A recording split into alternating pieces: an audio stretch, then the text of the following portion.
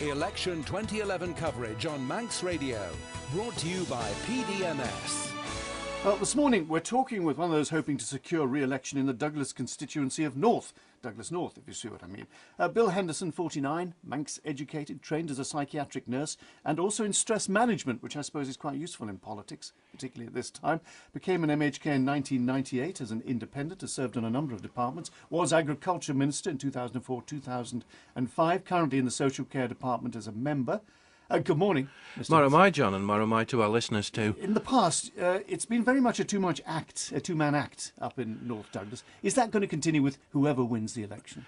Well, I'm not so sure, John. We have to wait till September the 29th for that, but certainly if myself and John Horton are re-elected, the constituency pledge is that the teamwork for the constituency will carry on. Obviously, it's been very effective. Do you think it's important that MHKs work as pairs, if there is a pair of them? Well, or in such as Onken or Russian, we have 3 MHKs, but the point is, for constituency matters, you've got to have your MHKs working together, especially for big issues such as law and order, road safety and so on, and it's proved very effective.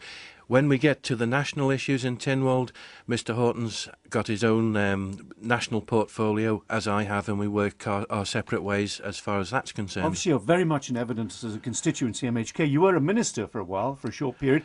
You were sacked, basically, weren't you? I certainly was. The period of tenure went on for about 12 months, and during that time, of course, we had the MEA scandal that unfolded on top of the island, and I was very vociferous in the Council of Ministers with regards to that. Why were you given the elbow? I didn't fit in with the caretaker chief minister at the time, Donald Gelling. As I say, I was very vociferous.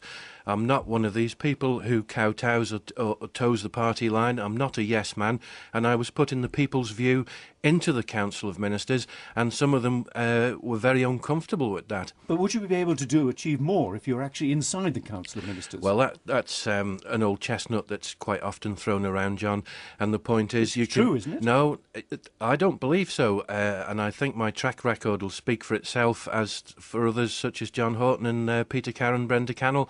You can be... The thing is to get yourself elected.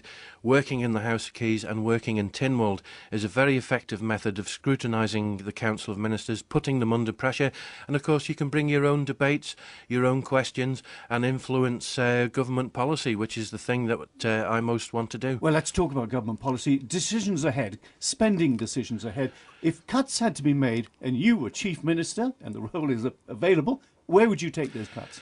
Well, there's many areas in government which we can still see savings can be made.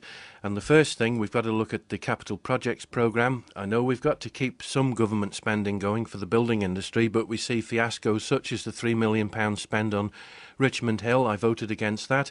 We see the £2 million spend on Ramsey Pier. I voted against that. So, Ramsey Pier, what would you do with Ramsey Pier? Being Chief Minister is... you know, I've often said it, there has to be a direction from the Chief Minister to prioritise these things.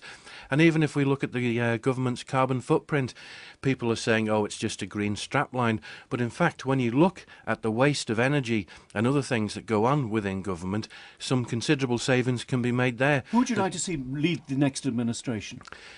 It's a good question, John. There's many good people within Tynwald. We've got good people such as Anne Crane, Alan Bell's heading up the Department of Economic... Crane? No, you asked me who the good people are, and indeed the Speaker of the House of Keys, Mr Roden, has done a very good job as our Speaker.